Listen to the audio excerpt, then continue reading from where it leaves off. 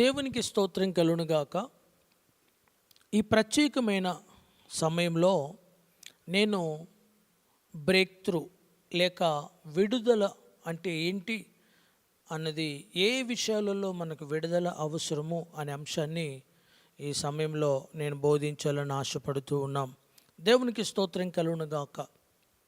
ఎప్పుడైతే దేవుడు మన పరిస్థితుల్లోకి వచ్చి హఠాత్తుగా అకస్మాత్తుగా మన జీవితంలో ఉన్న ఇబ్బందులను, ఇరుకులను, అడ్డంకులను, ఆటంకాలను తొలగించి ఏవైతే అసాధారణం అనిపిస్తాయో దేవుడు దాన్ని సాధారణముగా దానిని మన జీవితంలో జరిగించబోతూ ఉన్నాడు. ఏ మార్గాలైతే అడ్డుకట్ట వేయబడ్డాయో ఆ మార్గాలు సరళము చేయబడబోతూ ఉన్నాయి. మనము ఈ యొక్క ఆలస్యం మన జీవితంలో ఏదైతే ఆలస్యం అవుతుందో ఆ విషయంలో మనము విడుదలను పొందబోతూ ఉన్నాం. దేవునికి స్తోత్రం కలుగునుగాక. అన్ని విషయములలో దేవుడు మనకు విడుదలను అనుగ్రహించబోతున్నాడు. కొన్నింటిని మనము చూడబోతూ ఉన్నాం. దేవునికి స్తోత్రం కలుగునుగాక. మనకి మొదటి సమూయేలు గ్రంథము 1వ అధ్యాయము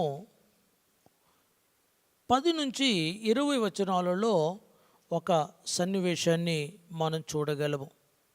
అక్కడ ఒక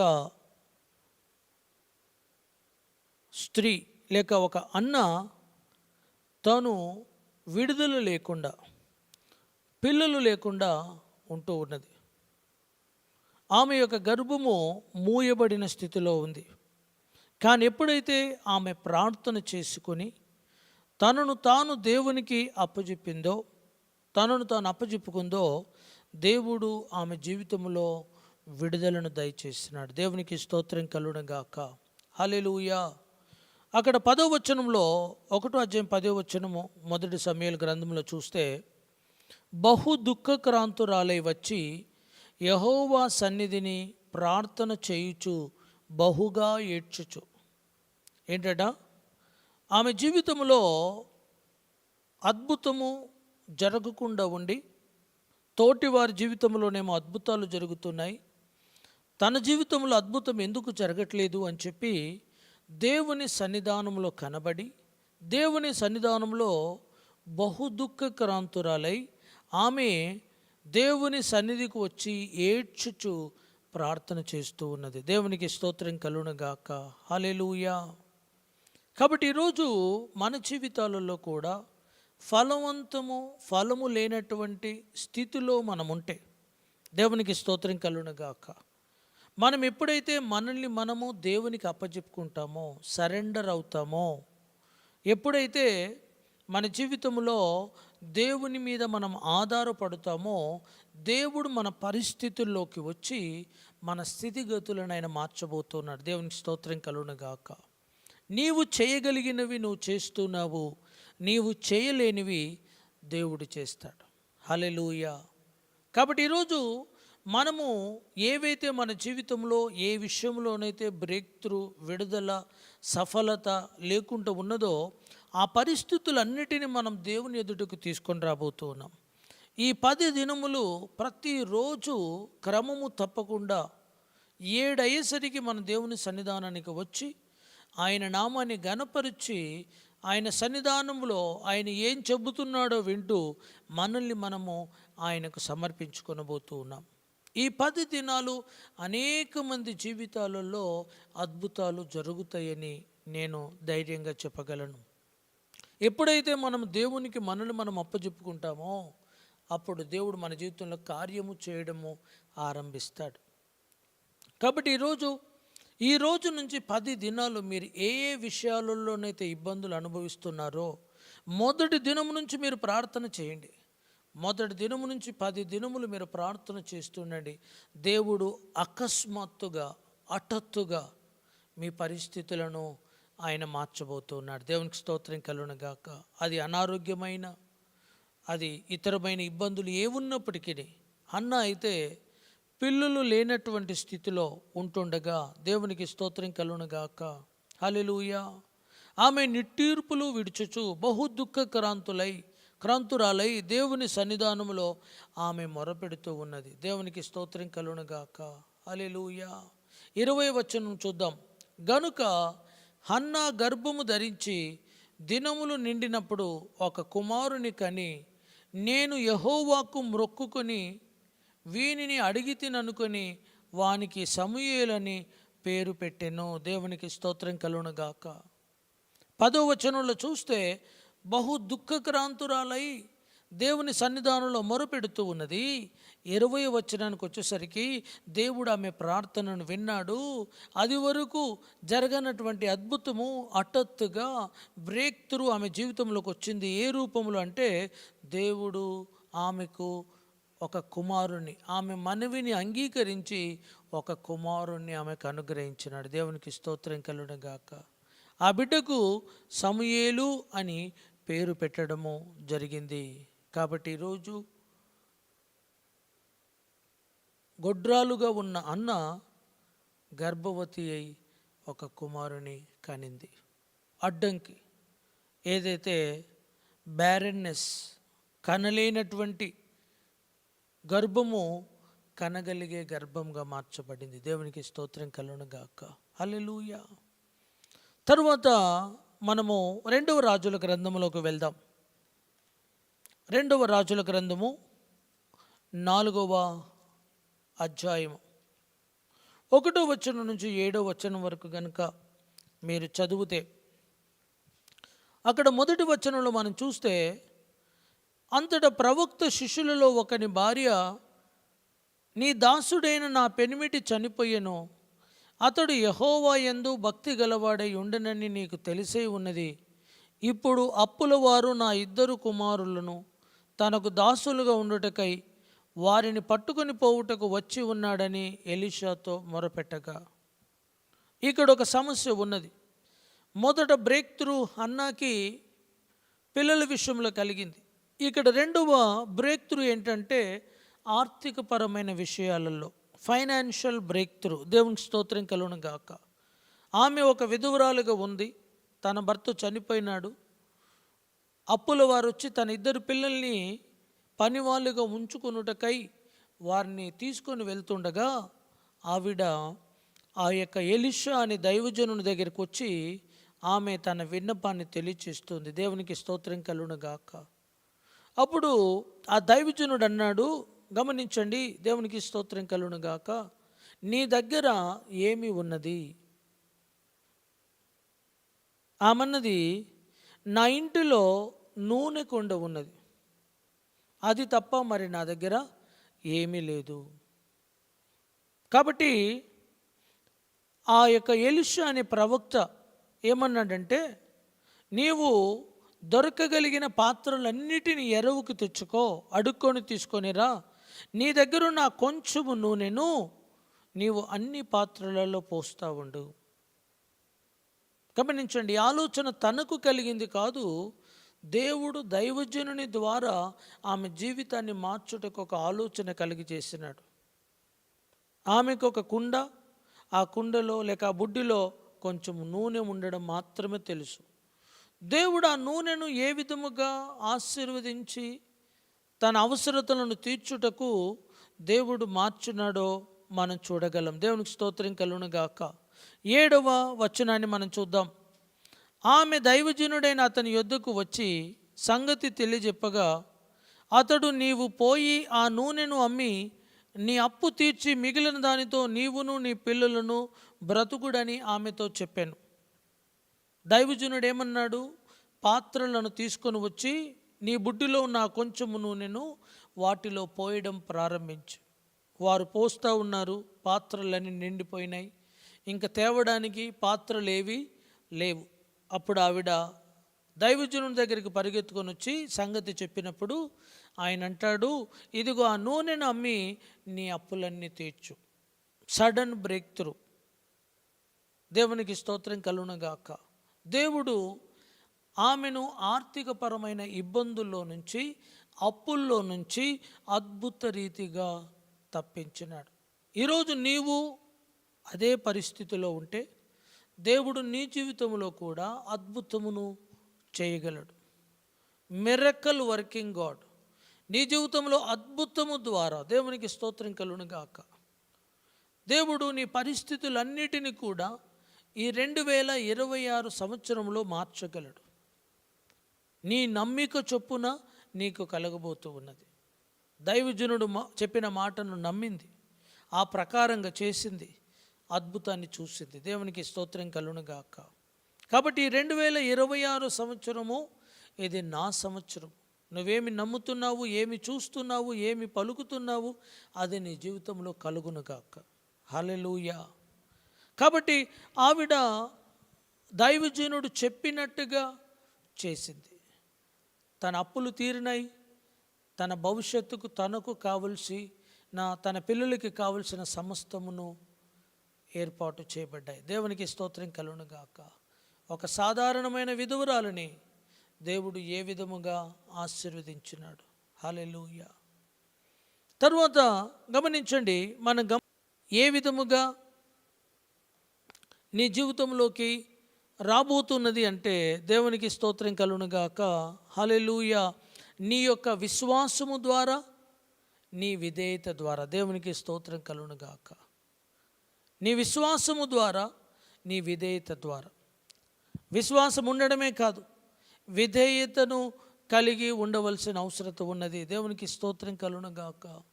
ఈరోజు అందరూ నాకు విశ్వాసం ఉన్నది అని అంటున్నారు, కానీ గమనించండి, దేవుని యొక్క మాటకు లోబడడం లేదు, విధేయత చూపించడం లేదు. హల్లెలూయా. ఈరోజు ఓవర్ఫ్లో ఆమె జీవితంలో తన బుడ్డి నిండింది, ఇతరుల ఇంటిలో నుంచి తీసుకొచ్చిన పాత్రలు నిండినాయి. గమనించండి, ఒక చిన్న బుడ్డి ప్లస్ విధేయత ఈజ్ఈక్వల్ టు ఓవర్ఫ్లో. దేవునికి స్తోత్రం కలుగును గాక. ఆమె దగ్గర బుడ్డి మాత్రమే కాదు, ఆమె విధేయత ఆమె బుడ్డిలో నుంచి ఓవర్ఫ్లో, పొంగి పొర్లే ఆశీర్వాదాన్ని దేవుడు కలుగజేసినాడు. దేవునికి స్తోత్రం కలుగును గాక. హల్లెలూయా. నీవు కూడా విధేయత చూపుదువు గాక. నీ విధేయతను బట్టి దేవుడు నీకు సమృద్ధిని, దేవుడు ఏమి చేయమంటున్నాడో, తన దాసుల ద్వారా ఏమి మాట్లాడుతున్నాడో ఆ మాటకు నువ్వు లోబడినప్పుడు దేవుడి నీ జీవితంలో అద్భుతమును, సమృద్ధిని తీసుకొని రాబోతున్నాడు. నిన్ను అప్పుల్లో నుంచి బయటకు తీసుకొని రాబోతున్నాడు. 2026 సంవత్సరము బ్రేక్ త్రూ అండ్ బ్లెస్సింగ్ నీ జీవితంలోకి సమృద్ధిగా కలగబోతూ ఉన్నది.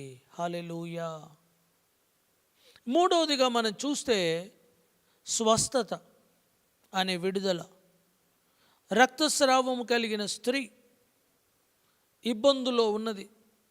అనేక సంవత్సరాలుగా, 12 సంవత్సరాలుగా ఆ సమస్యతో ఆమె బాధపడుతూ ఉన్నది. మార్కు సువార్తలోకి మనం వెళ్తే 5వ అధ్యాయము 25 నుంచి 34వ వచనం వరకు గనుక మనం చూస్తే అక్కడ ఆవిడ 12 సంవత్సరాలుగా ఈ యొక్క అనారోగ్యమును కలిగి ఉన్నది. 25వ వచనంలో చూస్తే 12 ఏండ్ల నుండి రక్తస్రావ రోగము కలిగిన ఒక స్త్రీ ఉండెను. ఆమె అనేక వైద్యుల చేత ఎన్నో తిప్పలు పడి, ఏంటట, ఆమెకు వ్యాధి ఉన్నది. అందరూ వైద్యుల దగ్గరికి ఆమె వెళ్ళింది.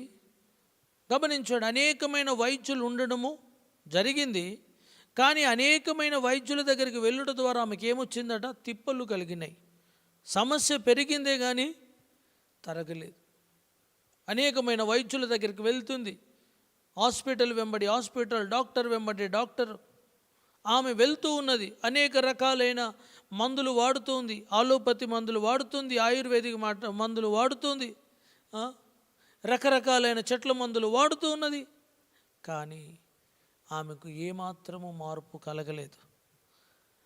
జరిగిన సంగతి ఏంటంటే ఆమె ఇంకా దేవుని యందు విశ్వాసము కలిగి ఉన్నది. చివరికి ఒక తీర్మానం తీసుకున్నది.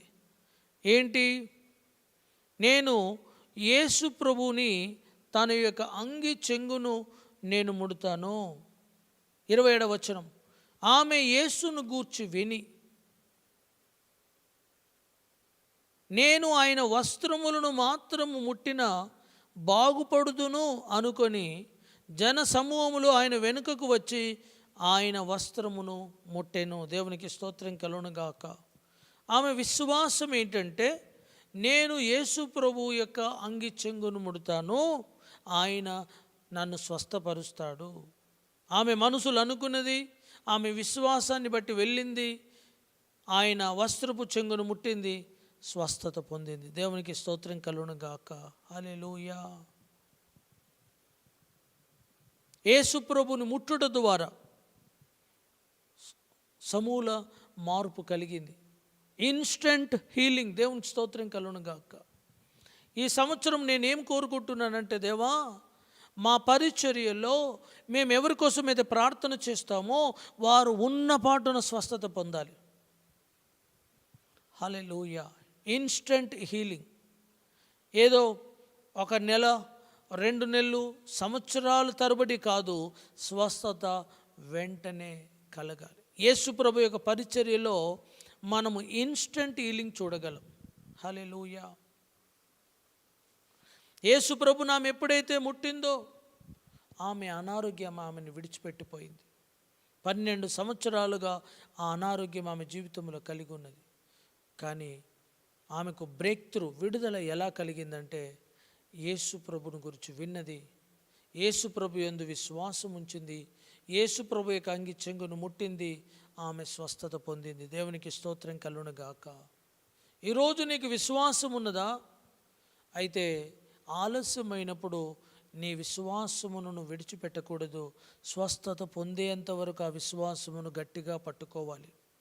హల్లెలూయా. దేవునికి మహిమ కలుగును గాక. తరువాత 4వదిగా మనం చూస్తే, దేవుడు నీ ముందున్న అడ్డంకులను తొలగించబోతూ ఉన్నాడు. అప్పుడప్పుడు కొంతమంది పరిస్థితులు ఎలా ఉంటాయంటే, ముందు నుయ్యి వెనక గొయ్యి. ముందుకు వెళ్దామంటే ముందుకు వెళ్ళలేరు, వెనకకు వెళదామంటే వెనకకు వెళ్ళలేరు. అలాంటి పరిస్థితులలో ఇరుక్కొని డెలివరెన్స్, విడుదల లేకుండా ఉంటూ ఉన్నారు. ఇశ్రాయేలీయులు కూడా ఎర్ర సముద్రము దగ్గరికి వచ్చేసరికి వారికి ఎర్ర సముద్రం ఒక అడ్డంగా ఉన్నది. వారు దాటలేకపోతూ ఉన్నారు. తమ మనసులు ఏమనుకున్నారంటే, మళ్ళీ వెనుకకు వెళ్ళిపోదాం అనుకున్నారు. కానీ వెనుకలో ఐగుప్తు సైన్యము ఉన్నది. గమనించండి, అడుగు తీసి అడుగు వేయలేనటువంటి పరిస్థితిలో, ఇరుక్కున్న పరిస్థితులలో దేవునికి స్తోత్రం కలుగును గాక. నిర్గమకాండంలోకి మనం వెళ్తే 14వ అధ్యాయము 13 నుంచి 31 వచనాల వరకు ఈ సన్నివేశాన్ని మనం చూడగలం.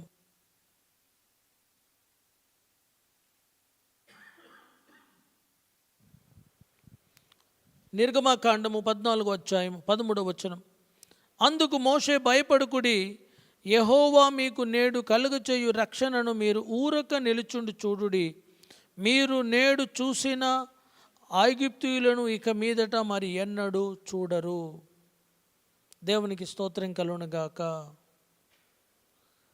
మోషే దగ్గర ఇంకొక పరిష్కారము లేదు. మోషే ఎదుట ఒక ఎర్ర సముద్రం ఉన్నది. తాను కూడా ఏమి చేయలేనటువంటి పరిస్థితి.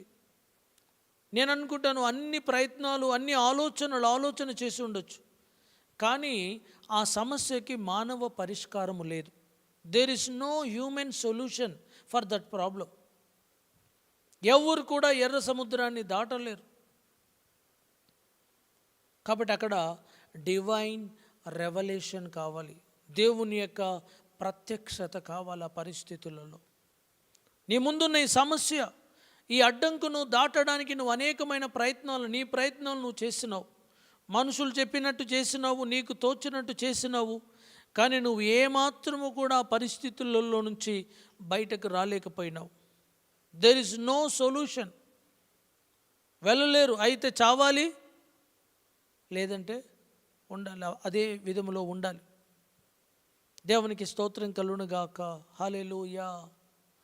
ఇంగ్లీష్లో ఒక చక్కని పాట ఉంది, God makes a way where there is no way. దేవునికి స్తోత్రం కలుగును గాక. మార్గము లేనప్పుడు మార్గమును ఏర్పాటు చేయగల దేవుడు మన దేవుడు. మనకు మార్గము కనబడదు, సముద్రంలో మార్గాలు ఏర్పాటు చేసే దేవుడట. దేవునికి స్తోత్రం కలుగును గాక. హల్లెలూయా.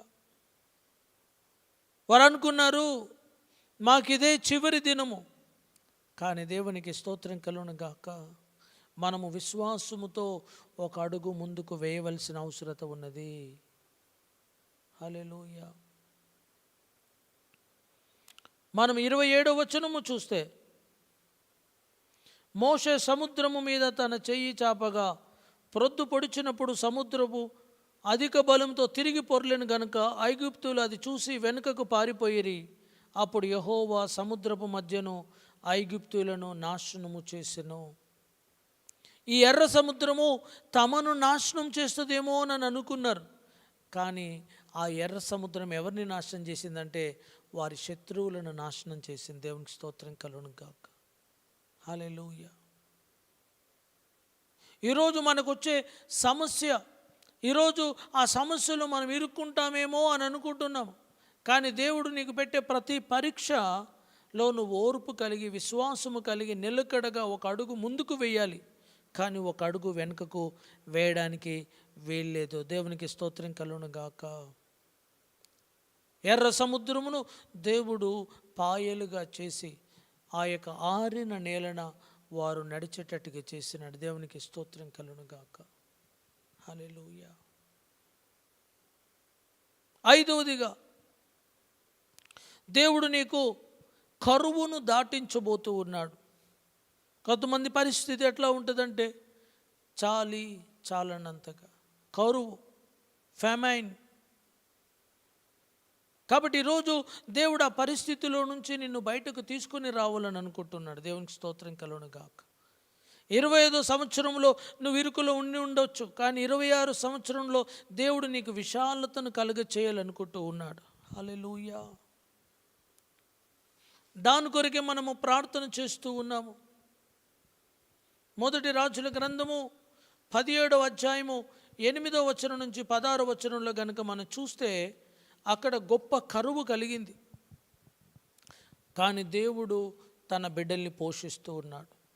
తను యందు విశ్వాసం ఉంచిన వారిని పోషిస్తూ ఉన్నాడు. తన ప్రవక్తలను పోషిస్తూ ఉన్నాడు. ఈ దినము ఒక విషయాన్ని మనం గమనించాలి.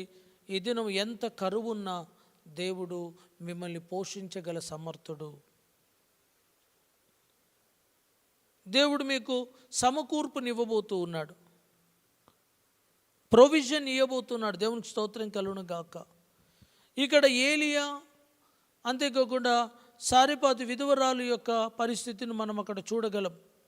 8వ వచనంలో, అంతటా యెహోవా వాక్కు అతనికి ప్రత్యక్షమై ఇలాగు సెలవిచ్చెను, నీవు సీదోను పట్టణ సంబంధమైన సారెపాతు అను ఊరికి పోయి అచ్చట ఉండుము. నిన్ను పోషించుటకు అచ్చట ఉన్న ఒక విధవరాలికి నేను సెలవిచ్చి తిని. ఎవరికి సెలవిచ్చినాడట? ఒక విధవరాలికి. ఈరోజు నువ్వు కరువులో ఉన్నప్పటికీ కూడా నీ విశ్వాసాన్ని నువ్వు వదిలిపెట్టకూడదు. హల్లెలూయా. అందరికీ కరువు ఉన్నది, కానీ ఆమెకు కరువు పోవడానికి గల కారణం ఏంటంటే ప్రవక్త ఏమైతే చెప్పిందో ఆ మాటకు లోబడింది.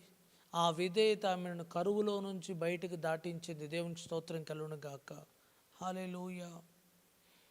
విధేయత అసాధారణమైన సమకూర్పును విడుదల చేస్తూ ఉన్నది. 16వ వచనం చూద్దాం. 16వ వచనంలో ఏమున్నది? యెహోవా ఏలియా ద్వారా సెలవిచ్చిన ప్రకారము తొట్టిలో ఉన్న పిండి తక్కువ కాలేదు, బుడ్డిలో ఉన్న నూనె అయిపోలేదు. దేవునికి స్తోత్రం కలుగును గాక. ఈ సంవత్సరము దేవుడు ఏం చేయబోతున్నాడంటే, నీ తొట్టిలో ఉన్న పిండి తక్కువ కాకుండా బుడ్డిలో ఉన్న నూనె అయిపోకుండా దేవుడు చేయబోతూ ఉన్నాడు. దేవునికి స్తోత్రం కలుగును గాక. ప్రొవిజన్, సమకూర్పు. దేవునికి మహిమ కలుగును గాక. దేవుడు తన దాసుల ద్వారా, తన వాక్యము ద్వారా పలికించిన ప్రతి మాటకును విధేయత చూపించినప్పుడు నీ కరువులో నుంచి, నీ ఉపద్రవములో నుంచి నీవు విడిపించబడబోతూ ఉన్నావు. దేవునికి స్తోత్రం కలుగును గాక. దేవుని బిడ్డలు ఆహారము విషయంలో గమనించండి, పోషణ విషయంలో ఏ విషయంలో కూడా బాధపడవలసిన పని లేదు. ఆయన అంటున్నాడు, ఇదిగో ఆకాశ పక్షులను చూడండి, అవి విత్తవు, కోయవు, కొట్లలో కూర్చుకొని వాటిని పోషించుచున్న నేను మిమ్మల్ని పోషిస్తాను. హల్లెలూయా. కాబట్టి ఈరోజు మనమందరము కూడా ఆయన మీద ఆధారపడాలి, విశ్వాసము కలిగి ఉండాలి. ఆయన చెప్పినట్టు ఆయన వాక్యానికి లోబడి విధేయత చూపించినప్పుడు గమనించండి, బ్రేక్ త్రూ. అందరికీ కరువు కానీ నీకు సమృద్ధి. అందరు చెప్పండి, అందరికీ కరువు, నాకు సమృద్ధి. హల్లెలూయా. అసాధారణమైన సమృద్ధి, అసాధారణమైన విధానంలో సమృద్ధి. ఎన్ని రోజులు కరువు ఉన్నా ఆ యొక్క తొట్టిలో పిండి అయిపోదు, ఆ బుడ్డిలో ఉన్న నూనె అయిపోదు. దేవుని స్తోత్రం కలుగును గాక. రోజుకి అప్పుడప్పుడు కొంతమంది అంటూ ఉంటారు, అయ్యగారు మా బోర్వెల్లో 10 బిందెలు మాత్రమే వస్తాయి రోజుకి, అంతకంటే ఎక్కువ అంటే రావు. కానీ ఈ బుడ్డి తొట్టి అట్లాంటిది కాదు, ఎంత తీస్తే అంత. అయిపోదు. అందరనండి, అయిపోదు. దేవునికి స్తోత్రం కలుగును గాక. అది దేవుని యొక్క సమృద్ధి. దేవుడిచ్చే సమృద్ధి ఏంటంటే అయిపోని సమృద్ధి. దేవునికి మహిమ కలుగును గాక. ఆరోదిగా చూస్తే కొందరు చెరసాలల నుంచి విడుదల పొందినారు. పౌలు, శీలలు.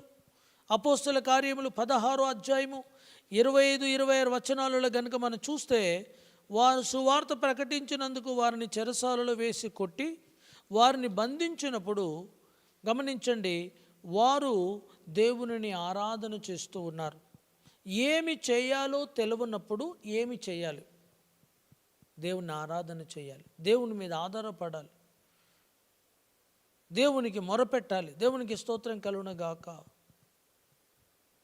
ఇంకా మన సొంత బలము మీదనే ఆధారపడుతూ ఉంటాం. రాత్రంతా శ్రమ పడినా రాలేదు ప్రభు జయము, రాత్రంతా ప్రయత్నం చేసినారు కానీ ఫలితం రాలేదు. కానీ యేసు ప్రభు చెప్పిన ఒక మాట, నీ కుడివైపున వల వేయండి. హల్లెలూయా. పిగిలిపోయే అలలు, మునిగిపోయే ఓడలంతగా సమృద్ధిని వారు అనుభవించున్నారు. హల్లెలూయా. 25-26లో మధ్యరాత్రి వేళ పౌలు, శీలలు దేవునికి ప్రార్థన చేస్తున్నారు, కీర్తనలు పాడుతున్నారు. అకస్మాత్తుగా గొప్ప భూకంపము వచ్చి పునాదులు కదిలినాయి, వాళ్ళకు తలుపులు తెరవబడ్డాయి, వాళ్ళకున్న సంఖ్యలు తెగినాయి. దేవునికి స్తోత్రం కలుగును గాక. హల్లెలూయా. మధ్యరాత్రి వేళ ఆరాధన చేయడం, పొద్దుందాకా వారిని కొట్టినారు. ఆ కొద్దిసేపు తీరిక ఉన్నది వాళ్ళకి. ఆ సమయంలో వారు ఏం చేసినారంటే, కొట్టిన వాళ్ళు పడుకున్నారేమో కానీ దెబ్బలు తిన్న వాళ్ళు మాత్రం పడుకోలేదు. వారు మధ్యరాత్రి వేళ దేవుణ్ణి ఆరాధన చేస్తూ ఉన్నారు. దేవునికి స్తోత్రం కలుగును గాక. మధ్యరాత్రి వేళ దేవుడు అద్భుతాలు చేయగలడు. మధ్యరాత్రి వేళ నీ ప్రార్థనను వినగలడు. ఏ జామైనా ఆయన దినమెల్లా 24 గంటలు ఆయన కునుకకుండా కాపాడే దేవుడు, నీ ప్రార్థన వినే దేవుడు. దేవునికి స్తోత్రం కలుగును గాక. బ్యాంకులు, కొన్ని సర్వీసెస్ కొంతకాలమే, ఉదయకాలం నుంచి ఇంతవరకు మాత్రమే ఉంటుంది. వాళ్ళని కాంటాక్ట్ చేయాలంటే మళ్ళీ ఆ యొక్క వర్కింగ్ టైమ్స్లోనే. కానీ దేవుణ్ణి మనం చేరడానికి దేవునికి స్తోత్రం కలుగును గాక. ఏ జామైనా మీరు ఆయనను చేరగలరు. మధ్యరాత్రి వేళ ఆయనను ఆరాధన చేయాలని చెప్పి తీర్మానం తీసుకున్నారు. దేవునికి స్తోత్రం కలుగును గాక. అది వారికి విడుదలనిచ్చింది. స్తుతి ఆరాధన వారికి విడుదలను కలుగజేసింది. ఆరాధన వారి యొక్క గొలుసులను తెంపింది. దేవునికి స్తోత్రం కలుగును గాక. ఈరోజు నీకున్న పరిస్థితిలో దేవుని స్తుతించు, దేవుని ఆరాధన చెయ్యు. నిన్ను పట్టిన బంధకాలు, నీకు వేయబడిన ప్రతి సంఖ్యలు తెగిపోబోతున్నాయి. సాతానుడు వేసిన సంఖ్యలు దేవునికి స్తోత్రం కలుగును గాక తెగి పడబోతూ ఉన్నాయి. హల్లెలూయా. ఉపవాసము ద్వారా 7వది, ఉపవాసము ద్వారా విడుదల, బ్రేక్ త్రూ. దానియేలు 21 రోజులు ఉపవాసం ఉంటూ ఉన్నాడు. ఆయన ప్రార్థనకు జవాబు వస్తూ ఉన్నది. మనము 10 రోజులుండి ఉపవాసం ఉండి ప్రార్థన చేయబోతూ ఉన్నాము. దేవునికి స్తోత్రం కలుగును గాక. దానియేలు యొక్క ప్రార్థన, ఉపవాస ప్రార్థన ఎలా ముగిసిందంటే 21వ దినాన అతనికి ఉత్తరం వచ్చింది, సమాధానం వచ్చింది. ఈరోజు నేను నమ్ముతున్నాను, ఈ ఉపవాస దినాలలో కొంతమందికి 2వ దినమో, 3వ దినమో, 4వ దినమో, 7వ దినమో, 9వ దినమో, 10వ దినమో జవాబు రాబోతూ ఉన్నది. దేవునికి స్తోత్రం కలుగును గాక. నీకున్న సమస్యలన్నీ కూడా ఒక కాగితం మీద రాసుకొని ఈ 10 దినాలు వాటిని దేవుని ఎదుట పెట్టి నీవు దేవునికి మొరపెట్టవలసిన అవసరత ఉన్నది. దేవునికి స్తోత్రం కలుగును గాక. హల్లెలూయా.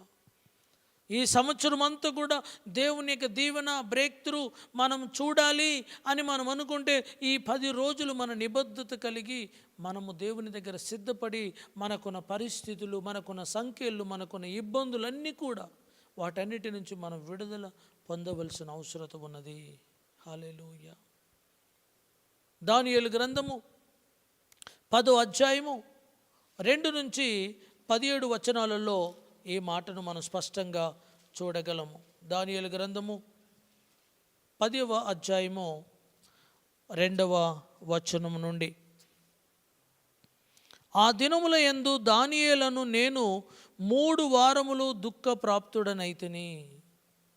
3 వారములు గడుచు వరకు నేను సంతోషముగా భోజనము చేయలేక ఉంటిని.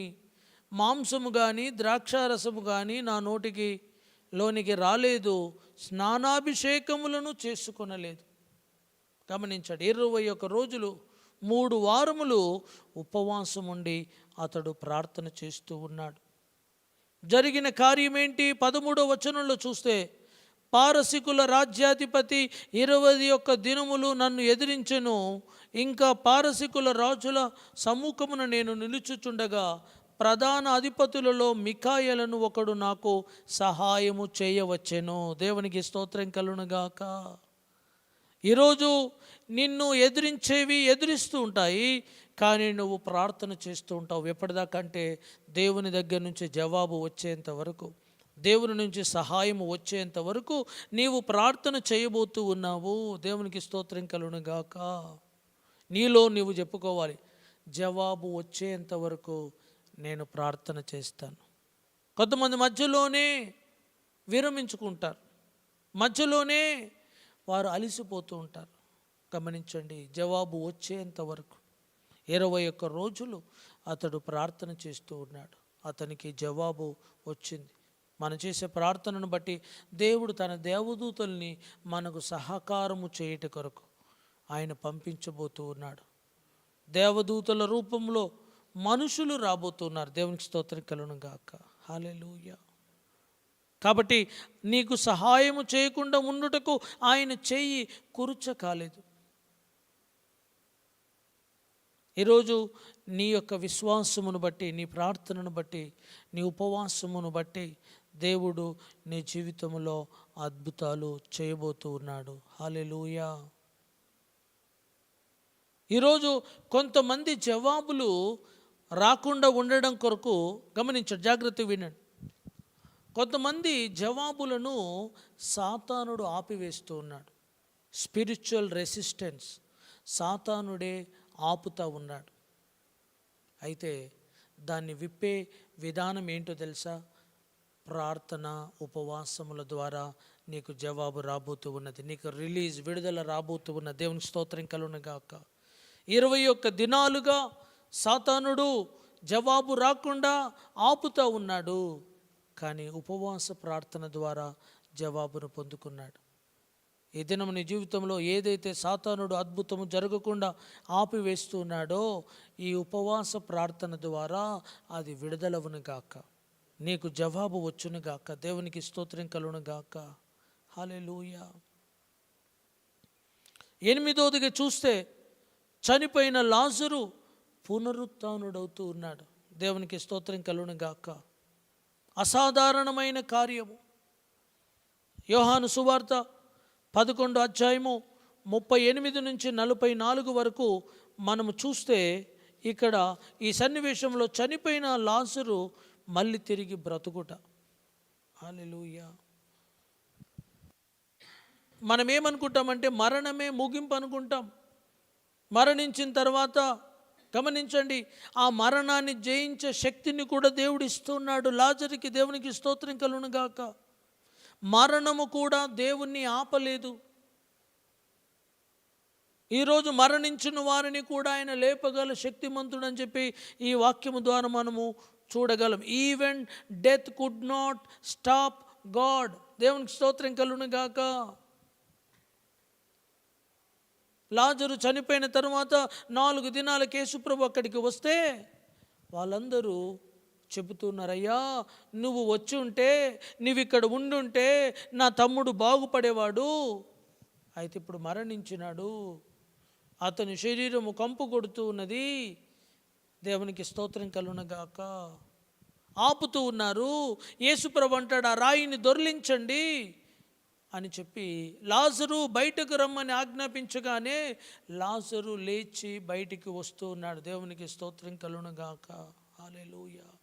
రాయి దొర్లించే పని మనది, చనిపోయిన వారిని లేపే పని దేవునిది. దేవునికి స్తోత్రం కలుగును గాక. హల్లెలూయా. దేవుడు కార్యాలు చేయడానికి మనం అవకాశం ఇవ్వాలి. Give some space to God. దేవునికి కొంత స్థలం ఇద్దాం అద్భుతము చేయుట కొరకు. అవకాశం ఇద్దాం. ప్రార్థన చేస్తాము, మళ్ళీ మన ప్రయత్నం మనం చేస్తూ ఉంటాం. దేవా నువ్వు నాకు సహాయం చేయమంటాము, మళ్ళీ మన ప్రయత్నం మనం చేస్తూ ఉంటాం. ఈరోజు దేవుని సహాయమును కోరే మనము మానవ ప్రయత్నాలు కాదు, దేవుడు స్పందించడానికి అవకాశం ఇద్దాం. దేవునికి స్తోత్రం కలుగును గాక. ఈ 10 దినాలు దేవునికి మనం అవకాశం ఇద్దాం. అయ్యా ఈ పరిస్థితులలో, ఈ యొక్క కోణములో నా జీవితంలో విడుదల కలగాలి. దేవునికి స్తోత్రం కలుగును గాక. హల్లెలూయా. యేసుప్రభు రావడానికి ఆలస్యమైంది తప్ప లేపడానికి ఆలస్యం కాలేదు. దేవునికి మహిమ కలుగును గాక. వాళ్ళు అంటున్నారు, అయ్యా నువ్వు ఉండుంటే, అంటే నీవు ఇప్పుడు వచ్చినావు కాబట్టి ఏమి చేయలేవు. లేదు, యేసుప్రభు అక్కడ ఉంటే దేవునికి స్తోత్రం కలుగును గాక. ఆయన లేపగల సమర్థుడు. దేవుని నామానికి మహిమ కలుగును గాక. 9వదిగా మనం చూస్తే దావీదు దేవుని మీద ఆధారపడుతూ ఉన్నాడు. ఇక్కడ మనము 2వ సమూయేలు గ్రంథంలోకి వెళ్దాం. 2వ సమూయేలు గ్రంథము 5వ అధ్యాయము 19-20 వచనాలు. 2వ సమూయేలు గ్రంథము 5వ అధ్యాయము 19-20 వచనాలు. దావీదు, నేను ఫిలిష్తీయులకు ఎదురుగా పోయేదనా, వారిని నా చేతికి అప్పగింతువా అని యెహోవా యొద్ద విచారించినప్పుడు, పొమ్ము నిస్సందేహముగా వారిని నీ చేతికి అప్పగించుదునని యెహోవా సెలవిచ్చెను. కాబట్టి దావీదు బయల్పెరాజమునకు వచ్చి అచ్చట వారిని హతము చేసి జల ప్రవాహములను కొట్టుకొని పోవునట్లు యెహోవా నా శత్రువులను నా ఎదుట నిలవకుండా నాశనము చేసినని అనుకొని ఆ స్థలమునకు బయల్పెరాజిం అని పేరు పెట్టెను. ఏంటట? ఇంగ్లీష్లో బాల్ పెరాజిం. దేవునికి స్తోత్రం కలుగును గాక. ప్రవాహముల స్థలం. దేవునికి మహిమ కలుగును గాక. దావీదు జీవితంలో యుద్ధములో దేవుడు విడుదలనిస్తూ ఉన్నాడు. అప్పుడే ఆయన కొత్తగా రాజు అవుతూ ఉన్నాడు. ఇశ్రాయేల్ అందరికీ, యునైటెడ్ కింగ్డమ్కి అతడు రాజుగా అవుతున్నాడు. ఆ విషయం తెలుసుకొని ఫిలిష్తీయులు అతను పట్టుకోవడానికి వచ్చినాడు. అయితే తనను తాను కాపాడుకోవడానికి, గమనించండి, అతడు వెళ్ళి దేవుణ్ణి అడుగుతున్నాడు. అయ్యా ఎక్కడికి వెళ్ళినాడట? ప్రాకార స్థలములకు వెళ్ళిండట.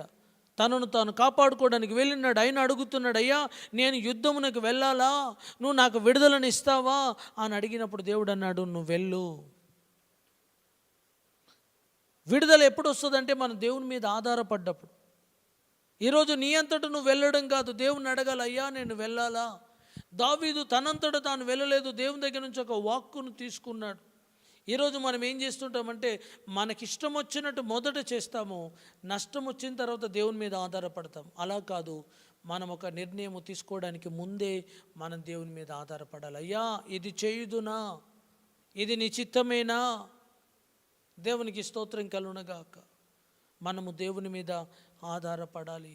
హల్లెలూయా. విజయం అన్నది మన బలాన్ని బట్టి కాదు, దేవుని పట్ల మనం చూపించే విధేయతను బట్టి దేవుడు మనకి విడుదలని ఇవ్వబోతున్నాడు. దేవునికి స్తోత్రం కలుగును గాక. విడుదలకు ముందు, బ్రేక్ త్రూకు ముందు ఆలస్యంగా ఉన్నది, ఒత్తిడి ఉన్నది, వ్యతిరేకత ఉన్నది, పరీక్ష ఉన్నది. కానీ దేవునికి స్తోత్రం కలుగును గాక. దానికి తాలూపు చెవి ఏంటంటే ప్రార్థన, ఉపవాసము, విశ్వాసము, విధేయత, దేవునికి ఆరాధన. అదే మనం చేయబోతున్నాం. దేవునికి స్తోత్రం కలుగును గాక.